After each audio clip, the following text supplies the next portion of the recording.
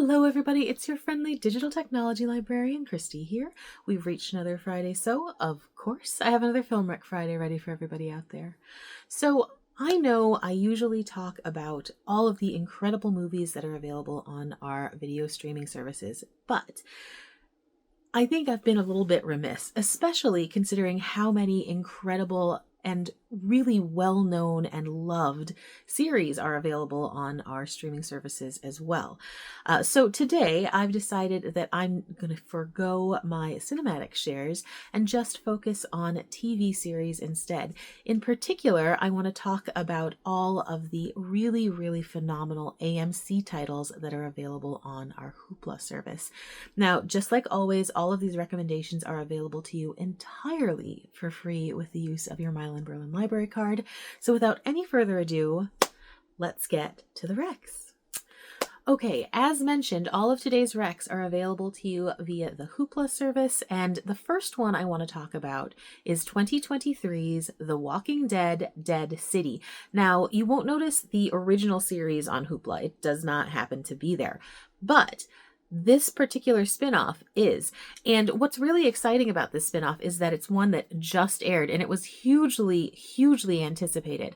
So in Walking Dead: Dead City, we are going to focus on a couple of characters that we met in the original series. And after an unexpected incident leaves Maggie and Negan from the original show to travel to this terrifying post-apocalyptic Manhattan, all kinds of incredible nightmares happen. So for a number of reasons, Manhattan ended up getting cut off from the rest of the country pretty early on, it sounds like, in the zombie apocalypse. And because of that, it's got its whole otherworldly system going on. You have, of course, tons of walkers still around, but each of these survivor enclaves are out there and they're all warring with one another. Some are very clearly vicious and terrifyingly awful people, and some are just trying to get by. And Maggie and Negan end up running into a number of these people on their quest to deal with this unexpected incident that I won't reveal because that's a big part of the story. Of course, Maggie and Negan have their own set of baggage due to a number of storylines in the original series that we see them having to deal with throughout this particular spinoff. And the two of them, the two people who play those characters, are such good actors. They have excellent chemistry together, not romantic, but really, really, every scene that they're in together just sort of crackles on screen. And so this is definitely one of those spin-offs that I think is a really great refresher to the original show's storyline. I would say if you're a diehard Walking Dead fan, 100% you should be watching this if you haven't already. But if you kind of fell off of the series, I think there's enough background introduced that you definitely can fall back in pretty quickly. I had definitely been one of those people who didn't really care to continue with the series after a certain point, but did a very quick refresher right before watching this and had no problem following with the storyline, and definitely was able to connect with the characters that we're introduced to, as well as the characters that we've seen from earlier on. Now, what is really exciting about this is, as I mentioned, if you don't happen to follow Walking Dead, or if you aren't a diehard fan, the fact that this is one of the big ticket spin-offs and it ended up on Hoopla is pretty awesome. So Hoopla also gives you access to The Walking Dead World Beyond, which is a series that takes a look at sort of the first generations of kids, or teenagers really, who are, living their entire lives in this post-apocalyptic zombie land. And then we also see the Tales of the Walking Dead, which was this very small episodic series that they had also done as a spin-off. Terry Crews is in that, by the by, if you're a Terry Crews fan. So seeing these slightly smaller spin-offs was, not discouraging, but seeing a big ticket one like this is very encouraging for fans, because that means there's a likelihood, and there's no guarantee, but there's a likelihood that we will see some of the other spin-offs. That includes like the Daryl Dixon spin-off, and potentially The Ones Who Live. That's the one that follows Rick and Michonne. So I think this one came, the license for this landed on Hoopla somewhat after, a little bit after the series managed to make it to home video release. Daryl Dixon is just landing on home video now, so I would say if we see his show end up on here as well, I think that's a good indicator that The Ones Who Live will also pop on. So just keep checking in and seeing what AMC Plus and AMC Network shows land on Hoopla, because that's how you're going to be able to keep up with these storylines. They're pretty self-contained and short series. Walking Dead Dead City only has 6 episodes, and I want to say that the Daryl Dixon series is also 6 episodes. So you don't have to pack in 26 episodes a season, 8 seasons kind of situation. We're not dealing with that. We're dealing with just like these short, compacted stories that are really compelling. A lot happens in a very short number of episodes, and they've been really fun. I think that's what has gotten me back into the show. Things were just getting a little bit long and drawn out for me with the original series, whereas with this, everything's going, and they have to finish in such a short number of spots that, you know, the pacing has to be quick and you have to be able to get engrossed. And they've done a very good job of that with Dead City. So if you have not yet seen it, you're interested, but you maybe don't want to go to the trouble of subscribing to AMC, it is available on Hoopla. Definitely check it out. With 6 episodes, you can actually watch the whole season plus a couple extra things with 1 month's worth of checkouts from us. And I think definitely a must watch, especially for Walking Dead fans, but also for people who are just looking to get back into the series or are intrigued by the post-apocalyptic zombie theme. Okay, the other series from Hoopla's AMC collection that I wanted to highlight today is Dark Winds. And on Hoopla, we get seasons 1 and 2, which is so far the complete series. There has been a 3rd season that's been greenlit, so we will be getting more. But what's lovely is that we get the entire storyline that exists with checkouts from your library card. Now, this show originally was released in 2022. I was super interested when it first was announced, but because I didn't have a subscription to AMC, it just kind of fell by the wayside. Now I love that I've had the chance to catch up, meet the characters, really fall in love with the show, and that is exactly what I did. I thought this was excellent. If you don't happen to know any of the background, this is a series based on the Leaphorn and Chi novel series by Tony Hillerman that came out in the 1970s. Intense, gritty crime thrillers. Not my genre when it comes to books, but absolutely my genre when it comes to TV shows. And this is such an excellent adaptation. There have been many adaptations of the Leaphorn and Chi novels in the past, and they've, you know, been really interesting. But this one just, for a number of reasons, really caught my attention right away when it was first talked about. And I'm so glad that so many of my expectations were met. In this series, the first season anyway, we're following the FBI investigation of a bank robbery that happens in Gallup, New Mexico.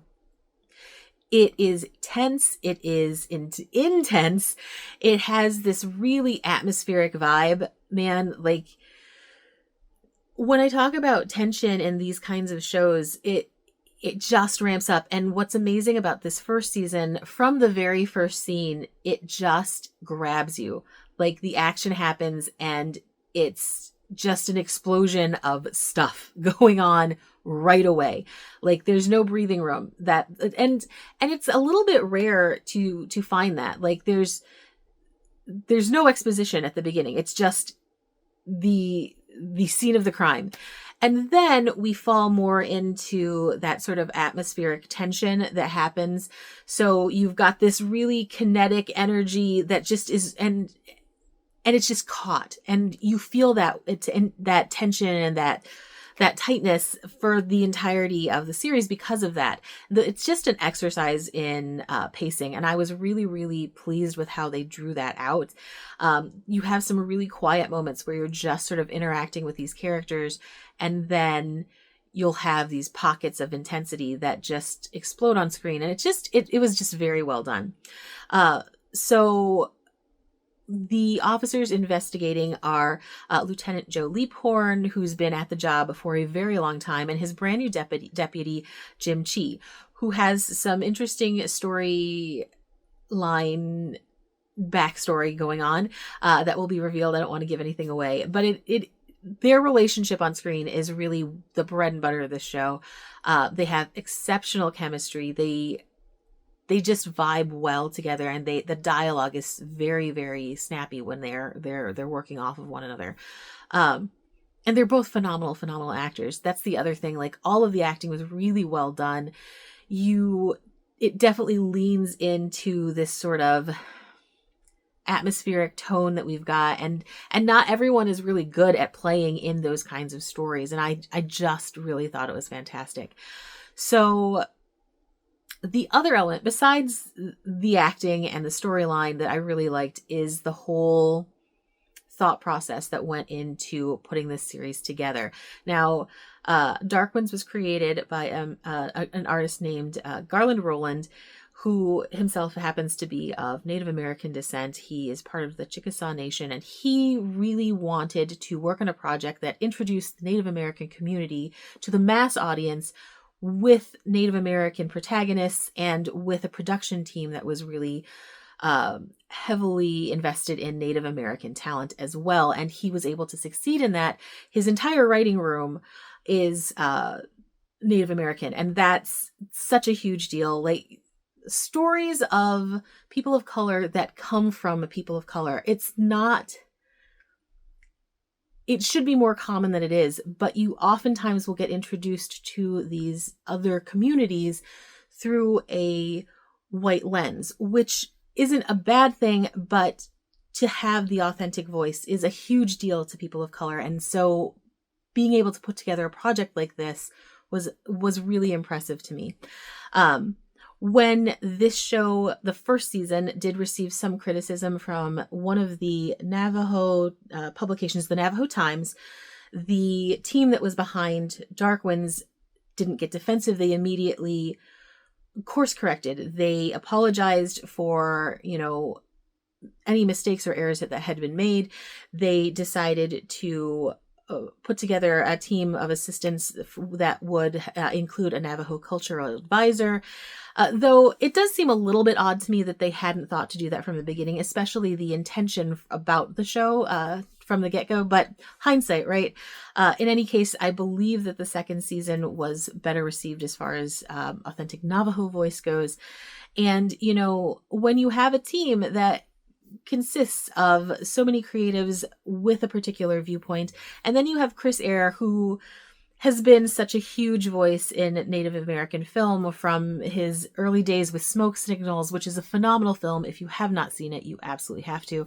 He really took the helm. He's the series director, and I think he moved things in a direction that not a lot of directors could have done. He's just got such a good eye for storytelling, and I really did love this. And you do have some other acting talent in here that you will recognize, like Rainn Williams is phenomenal as a corrupt missionary / used car salesman. Interesting combination.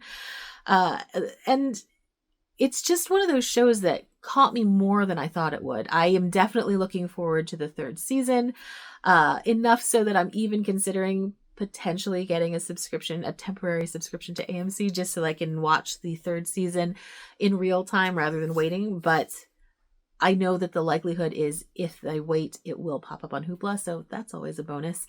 But yeah, if you are into crime thrillers, atmospheric shows, if you like excellent pacing, phenomenal acting, and you just like seeing viewpoints that are different from the ones that we normally see on mainstream television, make sure you check out Dark Winds. Again, seasons 1 and 2 are both available on Hoopla, and this is a total must watch.